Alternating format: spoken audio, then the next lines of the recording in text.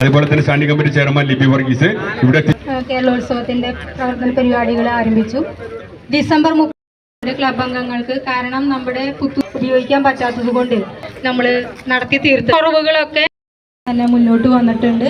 ഇനിയും നിങ്ങളുടെ സഹകരണം പ്രതീക്ഷിച്ചുകൊണ്ട് ഇതിൻ്റെ ഉദ്ഘാടന കർമ്മം നിർവഹിക്കുന്നതിന് വേണ്ടി ബഹുമാനപ്പെട്ട നമ്മുടെ ഭവന നിർമ്മാണ വകുപ്പ് മന്ത്രി അഡ്വക്കേറ്റ് കെ രാജൻ അവരെ ക്ഷണിച്ചുകൊണ്ട് നിർത്തുന്നു.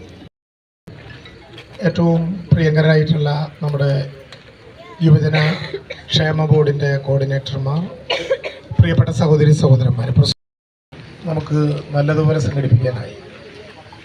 അടുത്ത വർഷം കേരളോത്സവം സംഘടിപ്പിക്കുമ്പോൾ ഒരു പ്രത്യേകത ഉണ്ടാവും. നേരത്തെ ബഹുമാനപ്പെട്ട പഞ്ചായത്ത് പ്രസിഡന്റ് പറഞ്ഞു നിർത്തിയത് അതാണ്.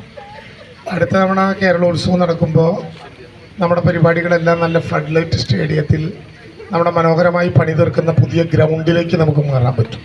ഇതിൻ്റെ പിന്നിലത്തെ ഗ്രൗണ്ട്, ആ ഗ്രൗണ്ട് ഉണ്ടാക്കാനുള്ള 2 കോടി രൂപ കൊടുക്കുമ്പോൾ തന്നെ പറഞ്ഞിട്ടുണ്ട്.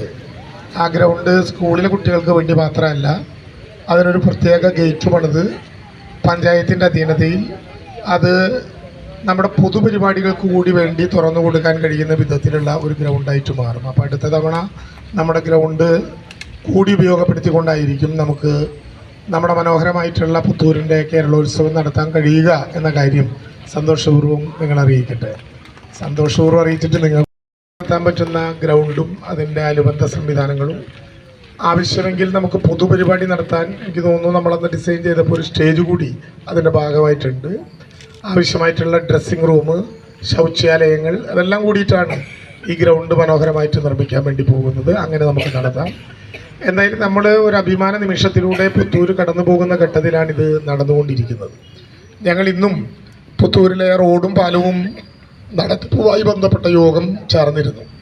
ഇന്ന് പറഞ്ഞത് കൃത്യമായി പോയാൽ അടുത്ത സെപ്റ്റംബർ ഒക്ടോബർ ആകുന്നതിന് മുമ്പ് നമ്മുടെ റോഡിൻ്റെയും പാലത്തിൻ്റെയും പണി പൂർണ്ണമായി കഴിഞ്ഞ് 15 മീറ്റർ വീതിയുള്ള റോഡായി ഇത് മാറ്റാൻ പോകുന്ന, പുത്തൂരിൻ്റെ തന്നെ മുഖച്ഛായ മാറ്റാൻ പോകുന്ന വിധത്തിലുള്ള പരിപാടികളിലേക്ക് കിടക്കും. അപ്പോൾ നമുക്ക് കുറച്ചും കൂടി നാട് മുഴുവൻ ശ്രദ്ധിക്കപ്പെടുന്ന വിവിധങ്ങളായിട്ടുള്ള പരിപാടികളിലേക്ക് പോകാൻ കഴിയും എന്ന് നിങ്ങളെ സന്തോഷപൂർവ്വം ഓർമ്മപ്പെടുത്തിക്കൊണ്ട് ഈ കലോത്സവത്തിൽ കായിക കലാ സർഗാത്മക വിഭാഗങ്ങളിലെല്ലാം ഉയർന്ന സ്ഥാനങ്ങൾ നേടിയ വിജയികളെ അനുമോദിക്കുന്നതോടൊപ്പം ആ വിജയികൾക്ക് വരാൻ കഴിഞ്ഞത് വിജയം ലഭിക്കാത്ത പങ്കാളികൾ കൂടിയുള്ളത് കൊണ്ടാണെന്ന ഓർമ്മയോടെ അവരുടെ കൂടി മത്സരങ്ങളെ വളരെ അഭിമാനകരമായി കാണുകയും ചെയ്തുകൊണ്ട് എല്ലാവർക്കും ഒരുപോലെ അഭിനന്ദനങ്ങൾ സംസ്ഥാന സർക്കാരിന് വേണ്ടി നേർന്നുകൊണ്ട് ഞാൻ എൻ്റെ വാക്കുകൾ അവസാനിപ്പിക്കുന്നു. നമസ്കാരം.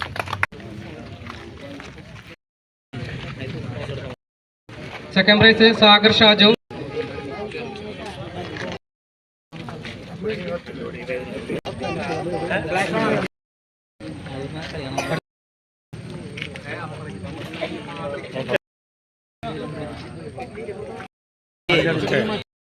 ക്ലബ് പുത്തൂര്.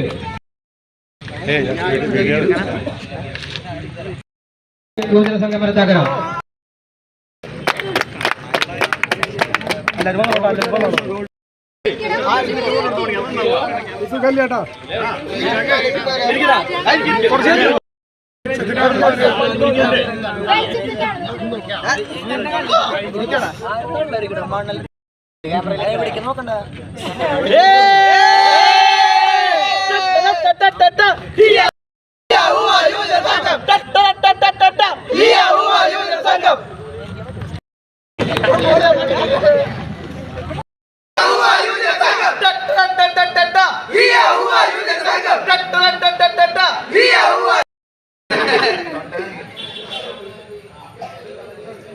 ഓക്കെ.